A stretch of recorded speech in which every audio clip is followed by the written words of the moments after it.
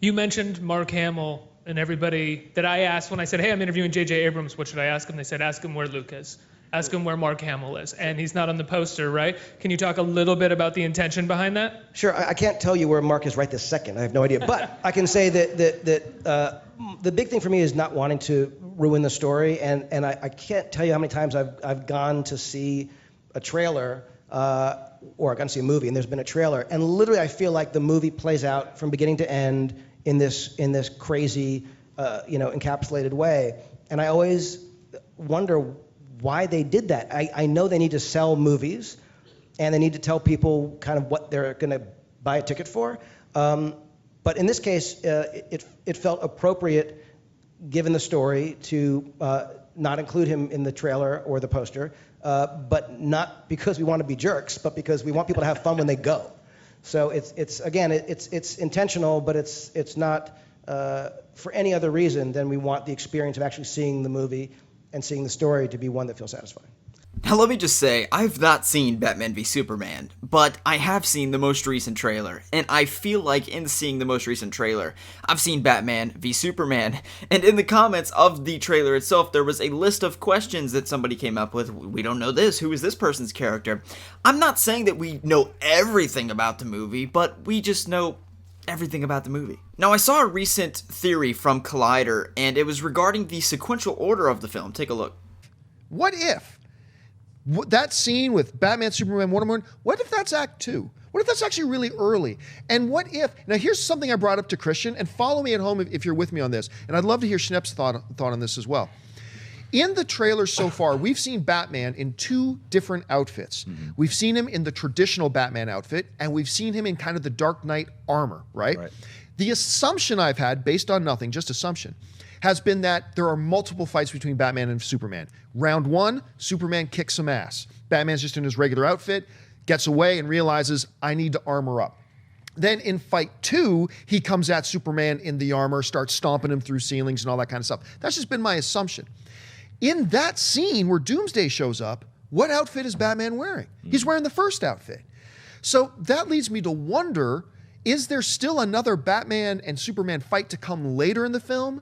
Did Batman go from his traditional outfit to the armor back to the traditional outfit? So it raises a lot of interesting questions that I will admit, while I hate the way they ended this trailer, if that scene happens somewhere in Act 2 and it still progresses from there where Batman and Superman are still at each other's throats, I'll probably forgive it at that point. But on the surface right now, it looks like they just showed us a third act of the film, and that was a stupid move. Yeah. If this theory is true, then Batman v Superman is saved. If this theory is not true, then I simply cannot redeem the film from this most recent trailer, which appears to be a 3-minute SparkNote summary of the movie itself. It even goes in order. You have the exposition, Act 1, Batman and Superman, they don't like each other.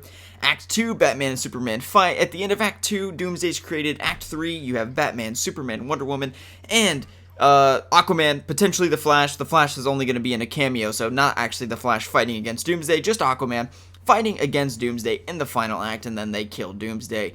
So really, I mean, in seeing the trailer, it's kind of unfair to say that we don't know everything about the movie, because really we do, and all that's left to see is the fights themselves, the specific details of the fights, especially the Doomsday fight, and then the little details, is Batgirl in this, those kind of things, but that's really all we have to look forward to, because the general overarching plot we already know. And I've seen multiple times people are saying, well, we already knew this was going to be the plot. We already knew the general overarching plot. And I say that for Star Wars The Force Awakens. I mean, we already know the general idea of the story, but showing Doomsday is kind of like showing Luke.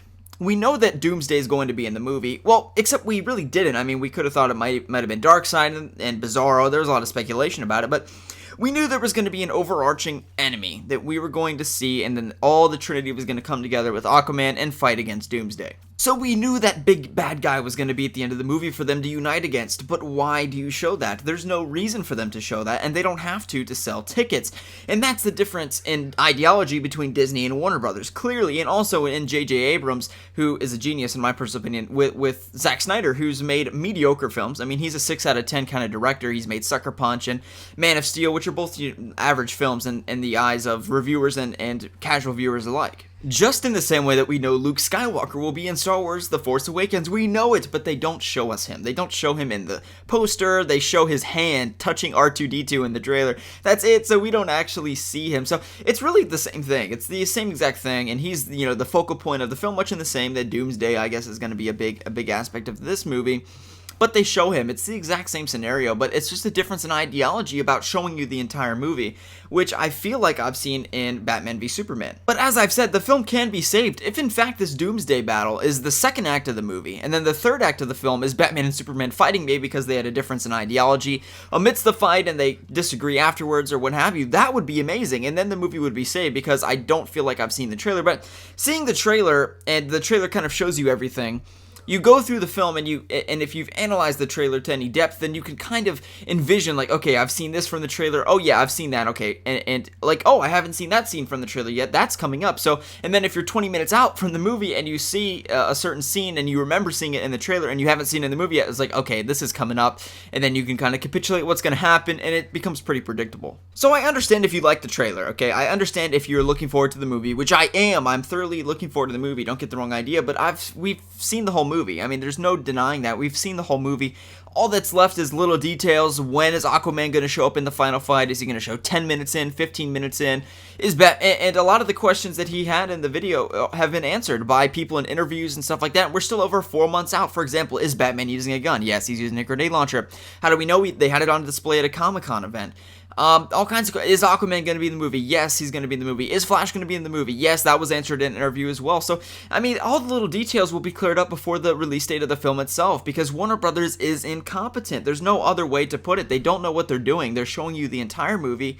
They're telling you about the entire movie in interviews and stuff like that, and it annoys me because, as I've said many times, and I have to clear this up, I'm not a hater of the movie. I'm not a Marvel fanboy. None of this. I wanted this to be an amazing movie. I was looking forward to this movie more than Star Wars The Force Awakens 2 months ago, even a day before the release of the trailer on December 3rd. But now I'm just not, because I feel like I've seen the whole movie. And even if that's not the case, I feel like I have. So that's where the problems arise. So anyway, guys, hope that you'll have enjoyed this video. I just wanted to get this off my chest because I was watching this J.J. Abrams interview and I was just thinking, oh my god, J.J., why did you not direct this movie? Why are you not in charge of the marketing of this movie? You know what you're doing, and they just don't at Warner Brothers, and that's really unfortunate. Hope you guys have enjoyed the video, and if you did, you can feel free to like button. My name's Slikmof, and we'll see you in the next video.